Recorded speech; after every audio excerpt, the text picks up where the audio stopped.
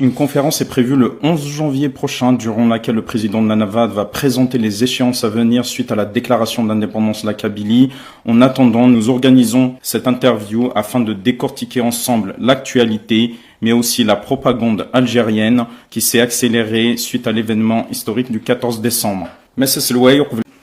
Monsieur le Président, votre fils Agour a pris publiquement ses distances avec votre combat pour l'indépendance de la Kabylie et cela a été largement exploité par les médias du régime algérien. Est-ce que vous souhaitez réagir à ça? Écoutez, j'aime mon fils, il m'aime,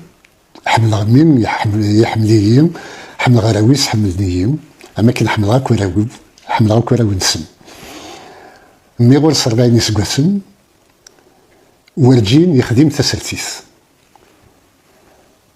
Mon fils a 40 ans, il est père de famille, je l'aime, il m'aime, nous aimons ses enfants, j'aime ses enfants comme il les adore lui aussi, et rien ne changera dans ma relation avec lui par rapport à ce qu'on vient de lui faire faire, ou à ce qu'il a fait, peut-être de sa volonté. Je n'ai aucune information crédible pour le moment. Ceci dit, ce n'est pas la première fois qu'un fils désavoue son père politique. La première indépendance des temps modernes est celle des États-Unis du 4 juillet 1776. L'un des signataires de cette indépendance, c'était Benjamin Franklin. Son fils, William, était contre l'indépendance des États-Unis. Pour autant, ça n'a rien changé à la relation filiale entre le père et le fils, et bien au contraire, le fait que cette proclamation ait été faite a fini par faire des États-Unis la première puissance mondiale. Donc, je ne doute pas que la Kabylie puisse devenir une puissance internationale capable d'imprimer une marche, un rythme à l'humanité pour aller toujours dans le sens du progrès, de plus de liberté, de plus de respect des droits de l'homme. Mais au-delà de cela, ça montre quoi? Que moi, j'ai deux familles. L'une biologique, l'autre politique. Je n'ai jamais voulu confondre l'une avec l'autre. Je n'ai jamais voulu impliquer mes enfants dans mes choix politiques. Comme je n'ai jamais voulu m'impliquer moi dans leurs affaires internes, dans leurs affaires personnelles. Que ce soit pour leur mariage, que ce soit pour leur métier, que ce soit pour leur choix de vie. Peut-être que c'est une erreur, mais en tous les cas, j'ai accueilli toutes leurs épouses, tous leurs conjoints avec bienveillance, hein, et j'ai une très grande famille. J'en suis fier et heureux, et cela n'entame en rien des relations familiales dans tout cela. Juste que, pour ceux qui me prennent pour un dictateur qui voudrait dire que j'impose aux miens mes vues, non. J'ai mes visions, j'ai mes analyses, j'ai mes opinions personnelles.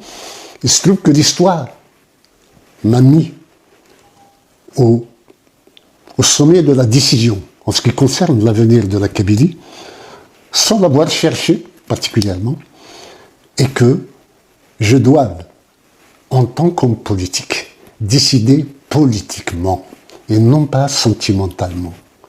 Je suis là pour protéger l'avenir du peuple kabyle et le devenir du peuple kabyle.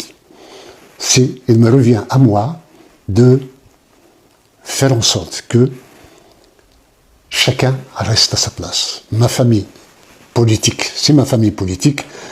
Il y a de la démocratie, hein, tout le monde participe à la décision. Vous l'avez vu avec la déclaration d'indépendance du 14 décembre, combien de cadres sont intervenus pour montrer que ce n'était pas la décision d'un homme, mais de tout un peuple, puisque la salle était incapable, 2000 personnes étaient incapables de contenir un peu tout ce monde-là. Donc, ce que je peux ajouter d'autre, c'est que le MAC, la NAVAD et moi-même faisons de la politique. Le régime algérien semble le faire dans le buzz. Il pense que dans la guerre hybride qu'il nous livre, le buzz est susceptible de faire diversion.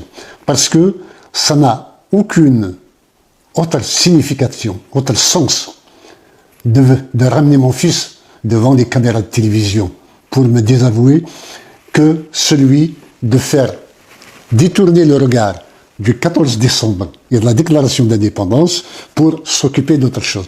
Et puis, c'est une pratique crapuleuse. Ce n'est pas la première fois qu'il l'a fait. Au-delà du MAC, il l'a fait avec la sœur de Kamel Daoud, qu'il a ramené devant les plateaux de télévision pour qu'elle atteste, qu'elle désavoue son frère de par ses déclarations. Et même au sein du MAC. J'ai vu, la première fois, c'est mon neveu qu'ils ont ramené. Puis, ils se sont attaqués au frère d'Axel Blabassi. Puis, au frère du Premier ministre, Hanafi Farah. Puis, à la sœur de Sherif Raken, à laquelle ils ont fait faire, après 6 mois de prison ou 8 mois de prison, ils ont fait faire une vidéo, comme s'ils devaient les remercier par rapport à ce qu'elle a subi. L'Algérie, ou le régime algérien, croyait que, en me faisant désavouer par mon fils, elle me décrédibilisait, et décrédibilise aussi la déclaration d'indépendance de la Kabylie. Écoutez, ou peut-être moi-même m'affecter, je suis inébranlable. Quoi qu'ils fassent, quoi qu'ils disent, rien ne changera quant à mes positions sur l'indépendance de la Kabylie. L'indépendance a été proclamée, il n'y a plus aucun retour en arrière possible. Cela est acté. Et puis, ils croyaient me décrédibiliser, et finalement, c'est l'effet inverse que j'ai eu, puisque ils sont des dizaines de milliers de gens à m'avoir apporté leur soutien, et je les remercie toutes et tous pour cet élan de solidarité que seule la maladresse du régime algérien m'a apporté sur un plateau d'argent pratiquement. Et puis, si je devais être atteint, je l'aurais été depuis longtemps. Regardez, depuis 2010, depuis l'installation du gouvernement kabyle sur pied, depuis 2010, l'Algérie a mobilisé des télévisions, des journaux, des institutions, la prison, la justice, la police, la gendarmerie, l'armée. Elle a mobilisé des tas de mouches électroniques, des Kabyles retournés qui essayent de me détruire chaque jour. Vous savez, ça fait 15 ans que le gouvernement algérien, les autorités algériennes essayent de me discréditer. S'ils devaient réussir, ils l'auraient déjà fait. Ils l'auraient déjà réussi. Rien ne m'atteindra. Parce que je défends un droit universel, celui du peuple kabyle, à être indépendant, à avoir sa dignité, à s'autogouverner, à avoir la pleine souveraineté de son destin. Et ça, ils ne peuvent rien contre. S'ils ont des arguments juridiques, politiques, sociologiques, historiques et autres, qu'ils viennent nous les présenter et nous sommes prêts à les confronter. Mais insulter, dénigrer, croire, me ridiculiser davantage, ils se trompent lourdement. Ce sont eux qui, à chaque coup tordu qu'ils ont brandi contre moi, comme les Dahdouh et tout ce qui s'ensuit, à chaque fois ça s'est retourné contre eux. Pourquoi? Parce que je suis honnête. Parce que je ne complote pas, mais je ne laisse personne comploter contre moi.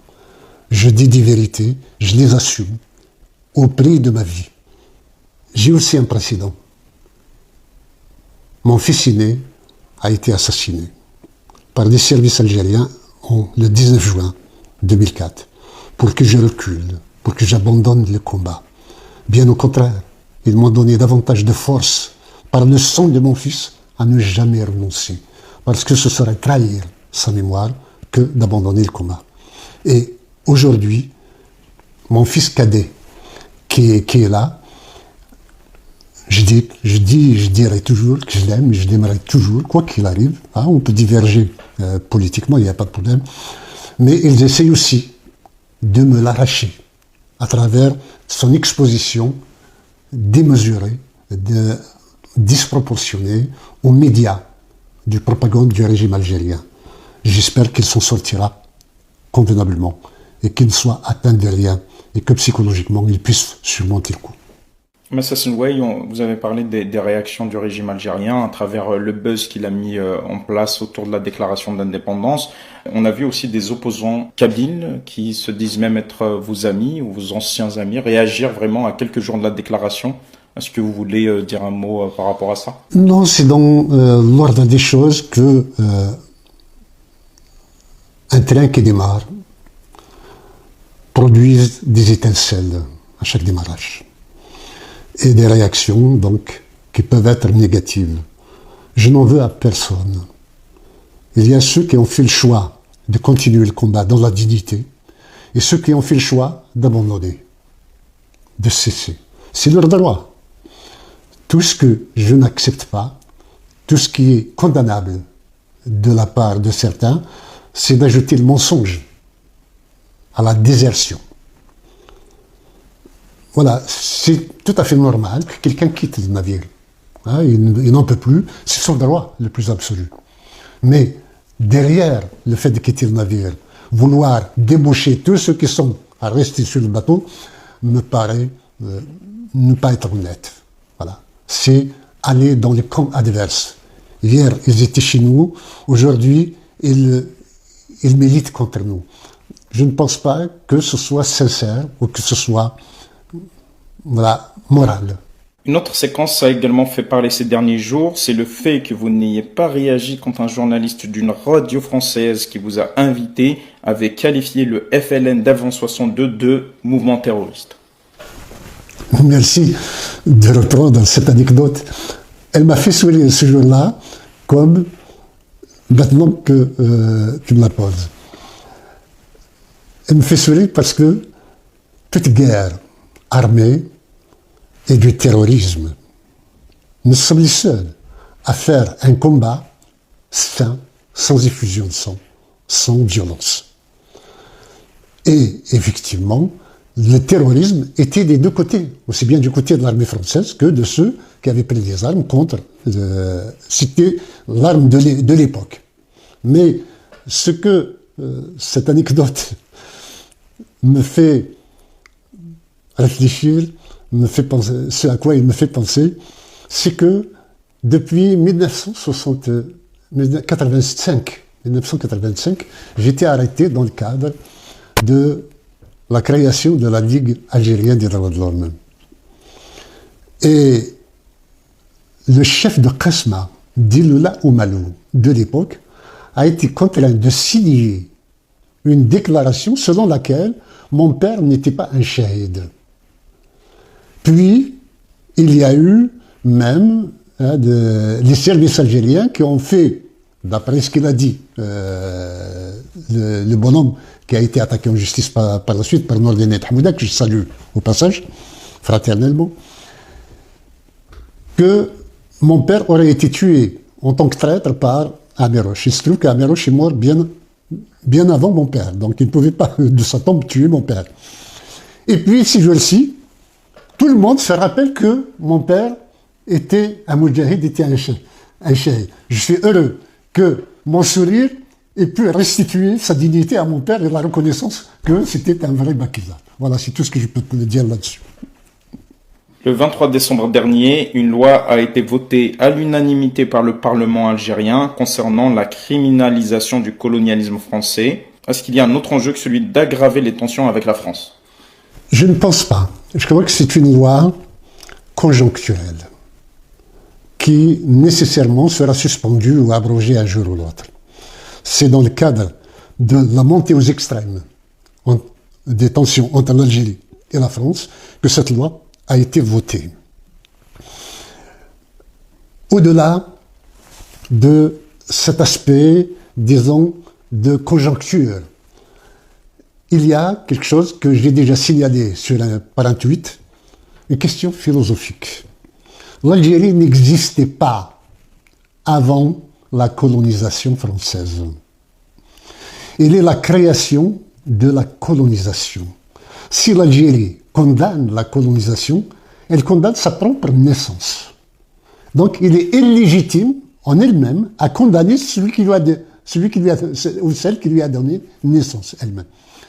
Et puis, si l'Algérie criminalise le colonialisme, la colonisation française, nous aussi, nous avons à criminaliser la colonisation de la Kabylie. Pourquoi tant de haine à l'égard des Kabyles? Pourquoi tant de prisons? Pourquoi tant d'assassinats? Pourquoi tant d'incendies? Pourquoi tant de tortures depuis 1962 à ce jour contre les Kabyles? Nous sommes en territoire kabyle des Kabyles. Nous sommes un peuple et nous avons le droit de nous gouverner nous-mêmes. Ils n'ont pas le droit d'être nos chefs.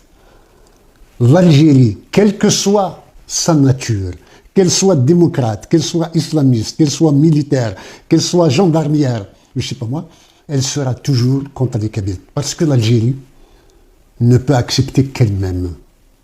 Et en tant que telle, elle doit être une dictature. Et la dictature est contre toute dissonance, toute différence.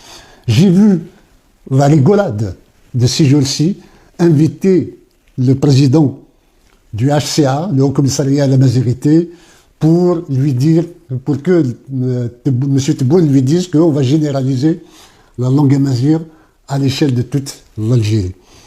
Il a fallu l'indépendance de la Kabylie pour qu'on s'apprête, la déclaration d'indépendance de la Kabylie, pour qu'on s'apprête enfin à essayer d'empêcher les Kabyles d'adhérer au MAC. Mais c'est trop tard. D'abord, ensuite, la généralisation de la langue amazigh, je vous le dis et je vous le répète, je suis contre le fait que l'Algérie généralise les Kabyles aux Algériens. Ils n'en veulent pas. Nous n'avons pas à faire subir aux Algériens ce que nous avons subi nous-mêmes en essayant de nous dépersonnaliser, de nous imposer une autre langue et une autre identité qui n'est pas la nôtre. Celui qui ne se sent pas kabyle, qui ne se sent pas berbère, il a le droit de ne pas se voir imposer une langue qui n'est pas la sienne. Voilà. Est-ce que vous pensez que ça peut marcher concrètement? Non, c'est de la poudre aux yeux tout cela. Et puis, c'est quoi ce HCA? Il avait un mandat de 5 ans à sa création, en 1995. Normalement, en 2000, sa mission était terminée. Depuis, il n'y a pas eu renouvellement de loi autorisant son existence. Il reçoit toujours des budgets pour son fonctionnement, mais il n'y a aucune loi qui valide son existence depuis. Donc, on est dans le faux et l'usage de faux. La loi ou la chute, mais le HCA est toujours là. Moi, je ne crois pas en ces politiques qui font que on vous joue une entourloupe, vous allez croire en quelque chose, le temps que ça produise l'effet, qu'on traverse l'étape difficile que le régime, dans lesquelles le régime se trouve, et puis on oubliera ces promesses. Comme disait Chirac, les promesses n'engagent que ceux qui y croient.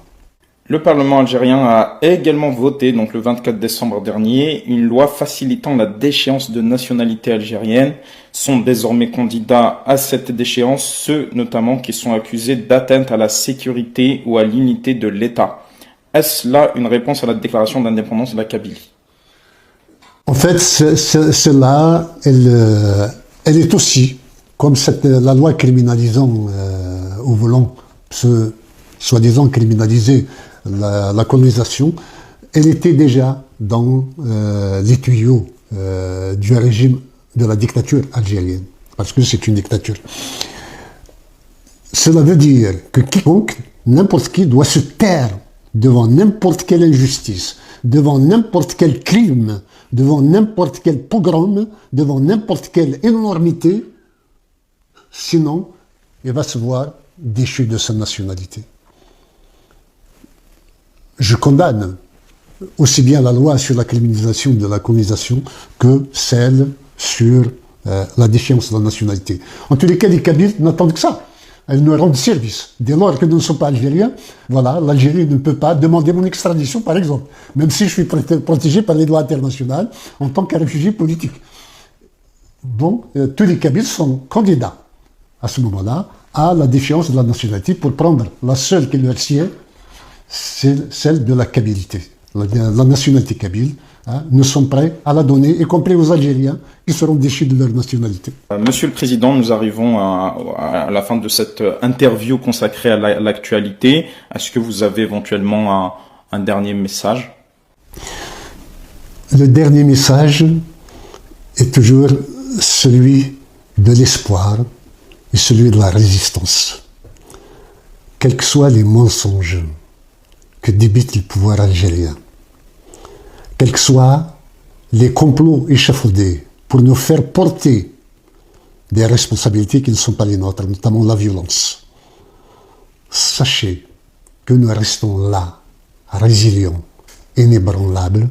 Nous sommes là pour achever l'indépendance de la Kabylie sur le plan international et sur le terrain. Et cette idée d'indépendance de la Kabylie me donne à exprimer tout mon espoir que le tour de la Kabylie ne tardera pas à venir, puisque Israël vient de reconnaître l'indépendance du Somaliland. Je connais les responsables du Somaliland, je leur ai adressé mes félicitations, comme j'ai adressé mes félicitations au Premier ministre israélien, M. Netanyahou, pour avoir cassé le dogme des frontières héritées de la colonisation.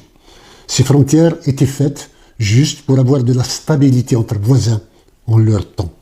Depuis, cette loi est devenue une loi carcérale pour tous les peuples qui aspirent à leur liberté. Et Israël vient de faire sauter le verrou des prisons des peuples pour qu'ils accèdent à leur indépendance.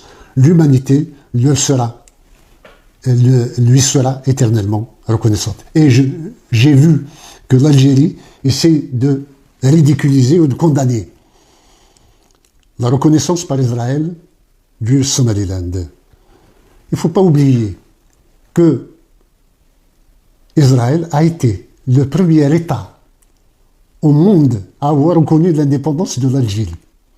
Donc, que ce soit aujourd'hui l'Algérie qui insulte le premier pays qu'il a reconnu sur la scène internationale, ne peut être que de l'ingratitude et du manque de civisme et du sens des responsabilités. Un tout dernier mot. Je ne les oublierai jamais. La part de leur vie, de liberté qu'ils sont en train de sacrifier, est un pan de notre histoire en or. Ce sont des prisonniers politiques. C'est aussi pour eux que je dédie la déclaration d'indépendance de la Kabylie le 14 décembre à Aden. Je suis avec vous jusqu'à votre libération. Je suis avec vos familles jusqu'à votre liberté retrouvée, recouvrée.